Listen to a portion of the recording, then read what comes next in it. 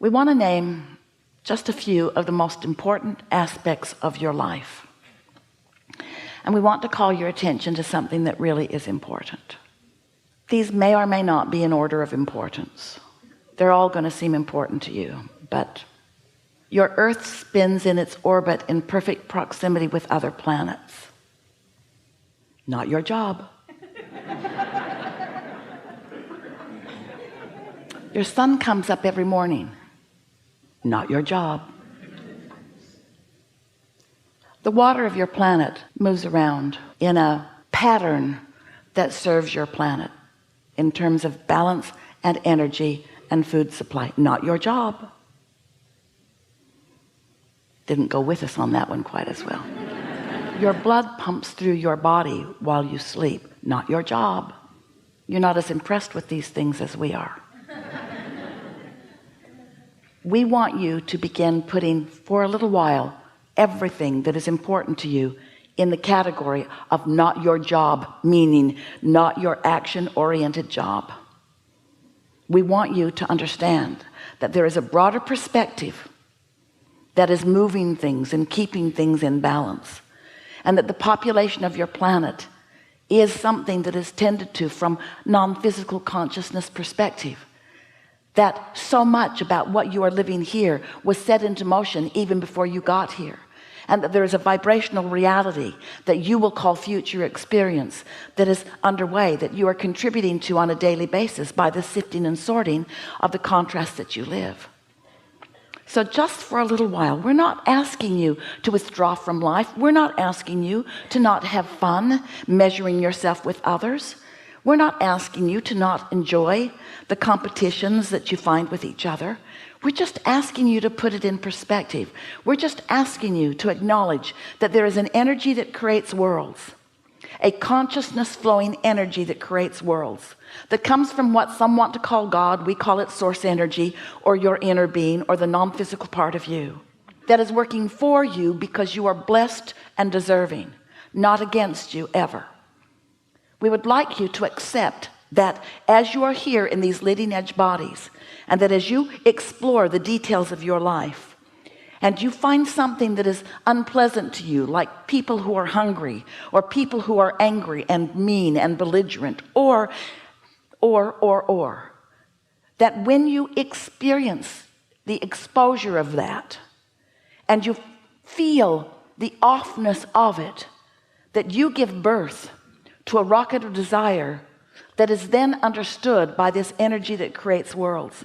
It becomes part of the consciousness. It becomes part of the becoming. So you keep giving birth to a better world that you don't line up with. You give birth to a better world all day long.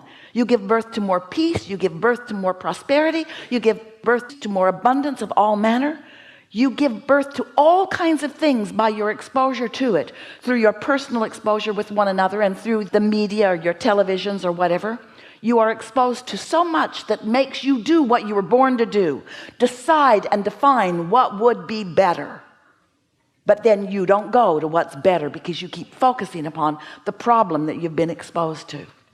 We want you to step back just for a little while. Try it for a month. People say, what are you doing? Nothing. No, really, what are you doing today? I'm gonna daydream. What? Yeah. I'm gonna go sit by the lake or sit by the fireplace. I'm gonna put my feet in the water. Aren't you gonna go to work? Yeah, but I'm not gonna focus like I usually do. I'm gonna tap into my true power. Probably gonna get fired. No, I have enough reserves going. I can go through the motions of what they need from me while I dominantly daydream. I can daydream at night. I can daydream on the way to work. I can daydream on my lunch hour. I can daydream.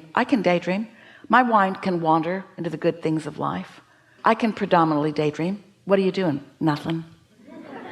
You can't be doing nothing. No, really, I'm not going to do anything for a while. What? I'm not going to do anything for a while. Nothing? Hardly. I'll probably get dressed. Take an occasional shower. I'll eat. And I'll show up.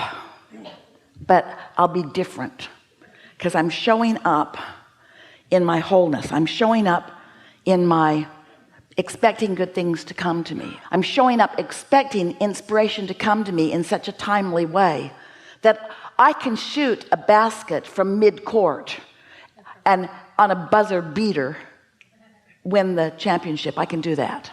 I can invent things and create things by utilizing this higher power that I have to daydream myself to. I'm no longer going to hold myself in practical defiance of my true power. So we're just saying that when you get the hang of this, the power of a non-resisted thought is a comparison of like an atomic bomb to a firecracker. The relationship of the energy and the movement of the energy within it, the power of a non-resisted thought. Try it just a little, not even all the time, just a little more. Daydream a little bit and see what happens. Let your mind wander, or think about when your mind did wander and what it produced. Esther was waiting for her plane at the airport on her way to here, and she was in the Delta lounge and just got a really strong impulse to go to her gate. And she looked and she thought, it's an hour early, I should stay here because less people, more food, comfortable chair, I should stay here. But the impulse to go was really strong, a good feeling impulse, like something better awaits you somewhere else. That feeling, her practical mind couldn't figure it out because nobody wants to be at the gate instead of the first class lounge, but Esther did, was strong.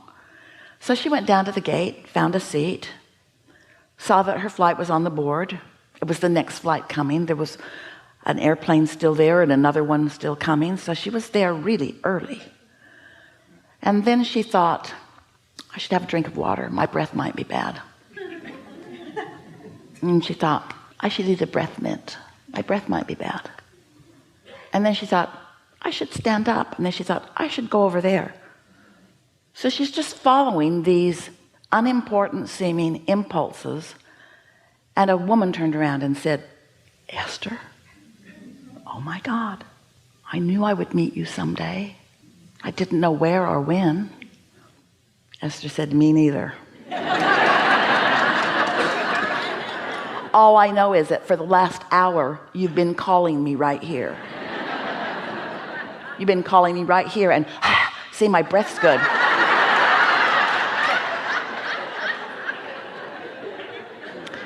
Now, we know these are not earth-shattering events, but what we want to say to you is that you are co-creating with all kinds of things. Oh, and this girl has a resume that knocks Esther's socks off.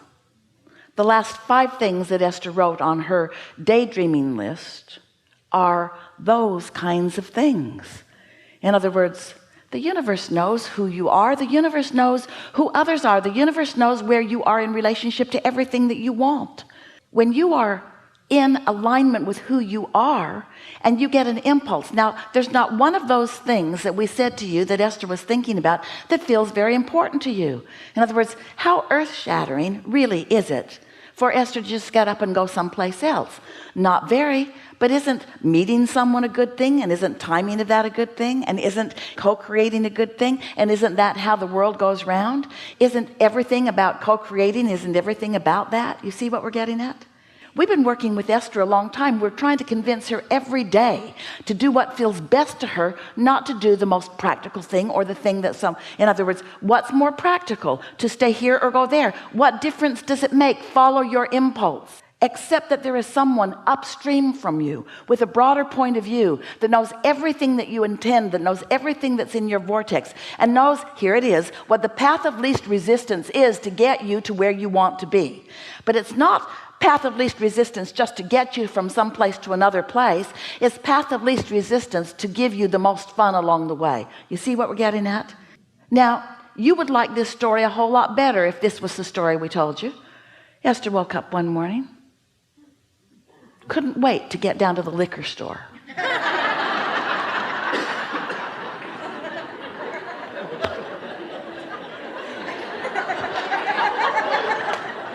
That's where she buys her water and milk.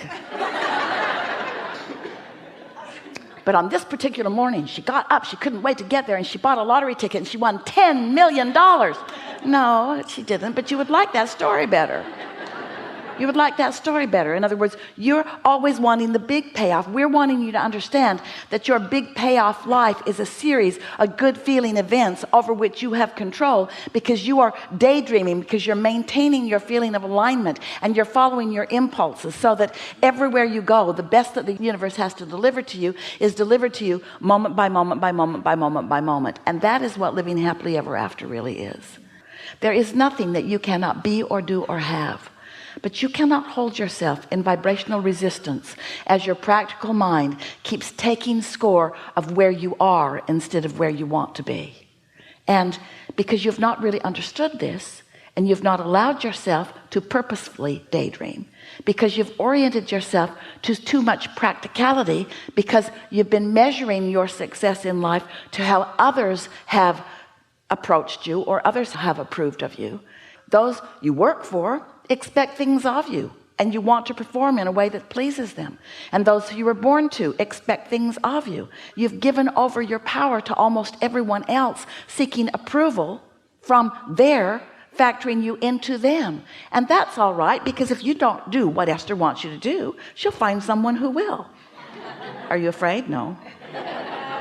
Of course you want to do the things that you are supposed to be doing. We're just asking you to daydream too. Are you following? We're just asking you to begin leveraging this energy that creates worlds.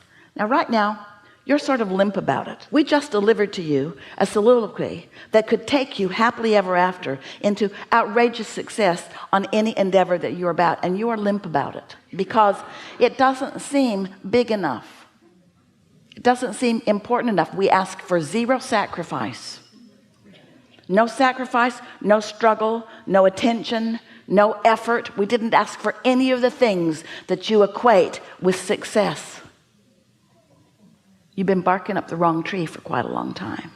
It's time for you to start being nicer to yourself and daydreaming more and being happier about things and giving yourself more leeway and going to more places where you feel good and looking for more vistas that you can sit and look at, and more daydreaming, more just giving yourself the opportunity to let your mind be still while your vibration rises, so that then you can receive the impulse to put you in the right place at the right time for the things that you are looking for.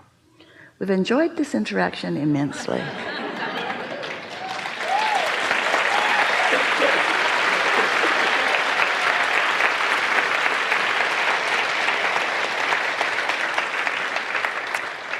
So now we want to visit with you about what matters to you, and we are not guiding you away from the nitty-gritty of your life, but we are giving you a sort of advanced announcement that while the nitty-gritty of your life is something worth talking about, and we'll help you shift energy on anything that's important to you, we're also going to ask you to reach with us for a sort of overview. We'll shoot off firecrackers with you here all day long. We will, if that's what you want. We'll talk about that kind of low-powered stuff, if that's what you want. Or we can get into the big leverage. In other words, we promise you that when those men take that smokestack off Esther's house, and they will, that they will bring the biggest crane that anyone has ever seen. And they will plant it on the street, almost a neighborhood away. And they will reach over several places with this big crane. They will not bring a hammer and a chisel and a saw. They will bring a crane, a really, really big crane, and lots of really, really big chain. In other words, it's going to be a big leveraged thing that happens, you see. And we think this is perfect timing in Esther's life, at the perfect timing when we're wanting to convince her to get the damn crane. Stop running around with a little hammer in your pocket and trying to make things happen. Get the crane. Get the crane. Are you ready to get the crane? All right. So, here we go. It's going to be a really good day. You're going to like how this unfolds. We like it already. Begin right there.